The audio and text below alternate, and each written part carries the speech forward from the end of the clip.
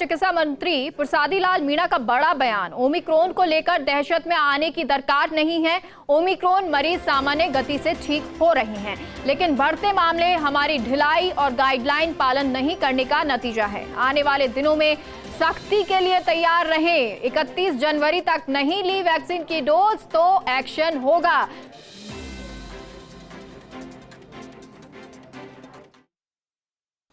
चिकित्सा मंत्री प्रसादी लाल मीणा कोटा के दौरे पर है। संयोग की बात, प्रसादी लाल जी आप पिछली बार पधारे थे तब जयपुर में ओमिक्रॉन के मामला आए थे, इस बार आप पधारे हैं तो कोटा में भी ओमिक्रॉन ने दस्तक दे दी है। कितना खतरनाक है ओमिक्रॉन? ओमिक्रॉन के बारे में तो WHO ने भी कहा है कि इतना कोई खतरनाक नहीं है। जिनके दोनों डोज लग गई उनको जीवन को कोई खतरा नहीं है। और निश्चित रूप से हमारे यहाँ एक भी डेथ अब तक ओमिक्रॉन से नहीं हुई है पूरे देश में। और ये सुखद बात है कि इसको निश्चित रूप से अब इनको भारत सरकार ने मान लिया हमारी मांग पर। VC में हमने स्वास्थ्य मंत्री जी को कहा था भारत सरकार को कि ओमिक्रॉन के केसेज को हॉस्पिटलाइज करने की आवश्यकता नहीं है। उन्होंने इसकी स्वीकृति दे दी।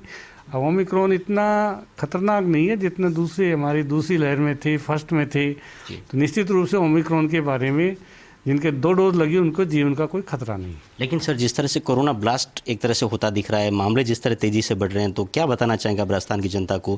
क्या तीसरी लहर की दस्तक है या फिर हम तीसरी लहर में है? ये तो हम पहले भी कह रहे हैं, ये जो वेरिएंट आया है बहुत तेज़ी से फैल रहा है और इसमें निश्चित रूप से सतर्कता बरतने के जो जनता को करनी चाहिए। मास्क लगाना चाहिए, पहली तो ये है। दोनों डोज लगानी चाहिए।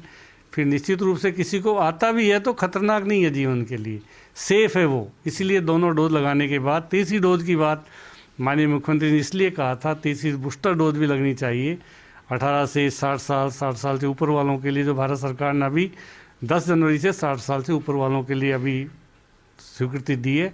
हम चाहते हैं 18 से 60 साल से ऊपर तक के लोगों को जो दोनों डोज लग गई उनको बूस्टर डोज भी लगनी चाहिए, जिससे उनके जीवन को कोई खतरा नहीं। सर, आपका बयान चर्चा में, आपने खुद मुख्यमंत्री जी को कहा था कि सख्ती होनी चाहिए। जो हालात हैं कि आने वाले दिनों में सख्ती बढ़ सकती है?